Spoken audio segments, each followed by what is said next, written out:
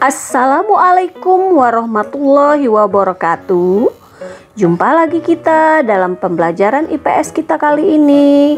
Semoga kalian tetap semangat untuk belajar dan selalu dalam kondisi sehat walafiat.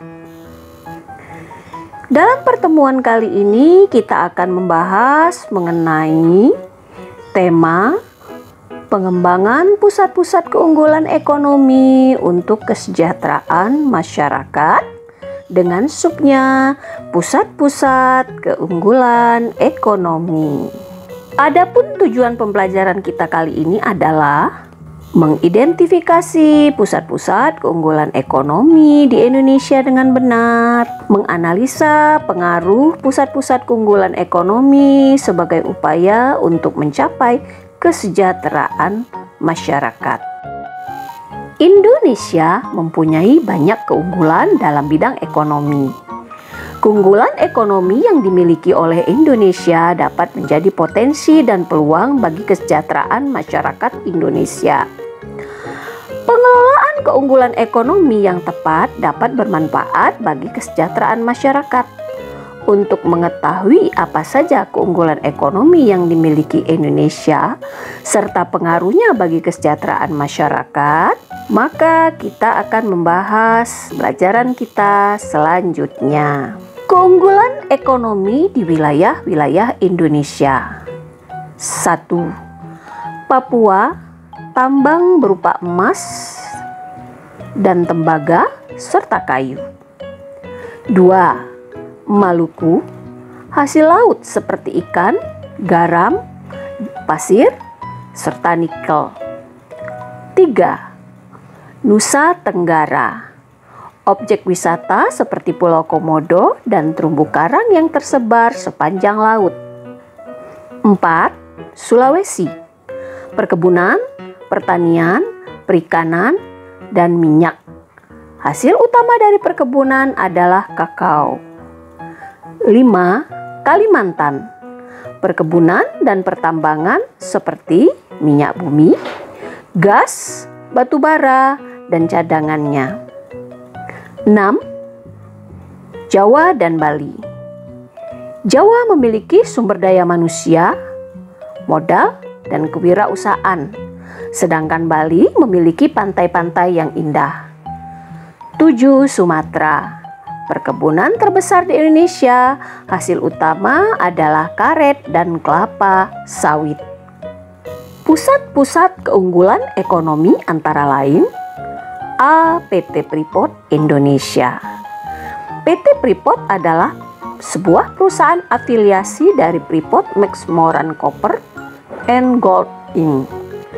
PT Freeport Indonesia menambang, memproses dan melakukan eksplorasi terhadap biji yang mengandung tembaga, emas, dan perak. Beroperasi di daerah dataran tinggi di Kabupaten Mimika, Provinsi Papua, Indonesia. PT Freeport Indonesia memasarkan konsentrat yang mengandung tembaga, emas, dan perak ke seluruh penjuru dunia. B. Perusahaan Tambang Minyak Negara atau PT MN. Kilang minyak atau oil refinery adalah pabrik atau fasilitas industri yang mengolah minyak mentah menjadi produk petroleum yang bisa langsung digunakan maupun produk-produk lain yang menjadi bahan baku bagi industri petrokimia. Produk-produk utama yang dihasilkan dari kilang minyak antara lain bensin atau gasolin, minyak diesel, minyak tanah atau kerosen. Kilang minyak di beberapa tempat di Indonesia seperti Wonokromo, Pangkalan Berandan, Cepu, Balikpapan, Pelaju, dan Sungai Gerong.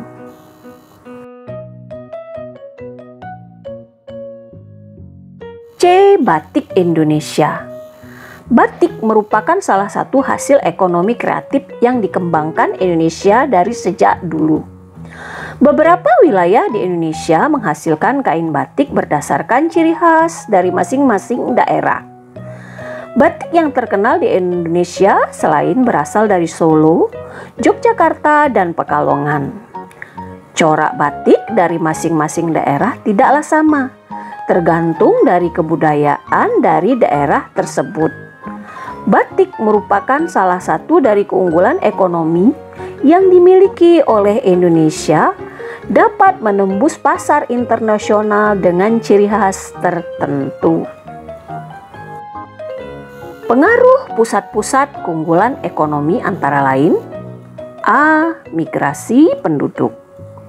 Mobilitas penduduk adalah perpindahan penduduk dari satu tempat ke tempat lainnya. Perbedaan karakteristik ruang dan sumber daya yang dimiliki oleh berbagai negara berakibat setiap negara memiliki keunggulan ekonomi yang mendorong untuk melakukan mobilitas penduduk. Pergerakan tersebut mencakup pula pergerakan sumber daya berupa barang atau komoditas antar negara. Migrasi penduduk dapat dibedakan menjadi migrasi internal dan internasional. Migrasi internal adalah perpindahan penduduk dari satu tempat ke tempat lainnya dalam satu negara. Migrasi internasional adalah perpindahan penduduk antar negara.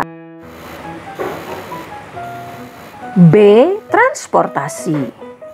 Mobilitas penduduk dalam suatu negara atau antar negara tidak dapat dilakukan tanpa adanya sarana dan prasarana transportasi yang memadai.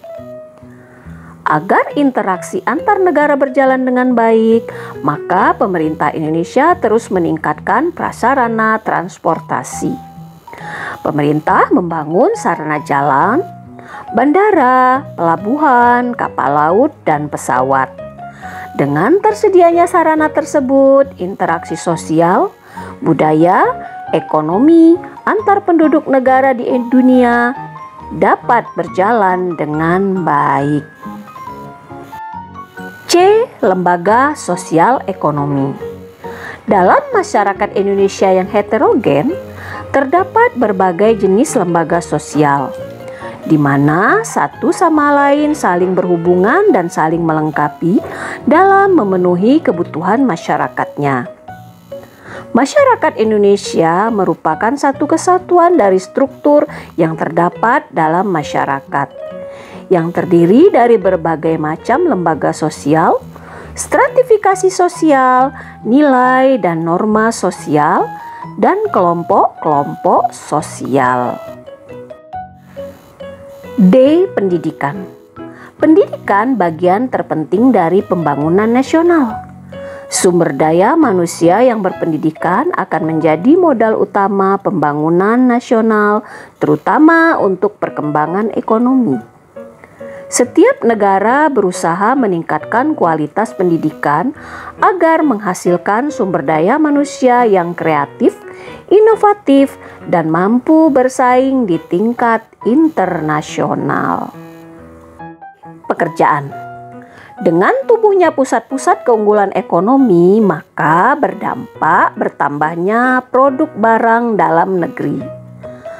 Produk dalam negeri meningkat apabila pusat keunggulan tersebut mampu menarik minat pasar luar negeri. Kenaikan jumlah produksi tersebut berakibat pada bertambahnya kebutuhan tenaga kerja, sehingga akan memperluas kesempatan kerja bagi masyarakat Indonesia. Kesimpulan bahwa pusat-pusat keunggulan ekonomi berkontribusi dan berperan besar dalam pembangunan di negara kesatuan Republik Indonesia ini, di mana salah satu contohnya dapat membuka kesempatan kerja bagi penduduk Indonesia. Pengembangan pusat-pusat ekonomi membawa pengaruh yang besar bagi kehidupan bangsa Indonesia, baik itu dampak positif maupun dampak negatif. Tugas dari materi yang telah kita pelajari, analisalah kendala-kendala yang dihadapi pusat-pusat keunggulan ekonomi dan bagaimana upaya untuk mengatasinya.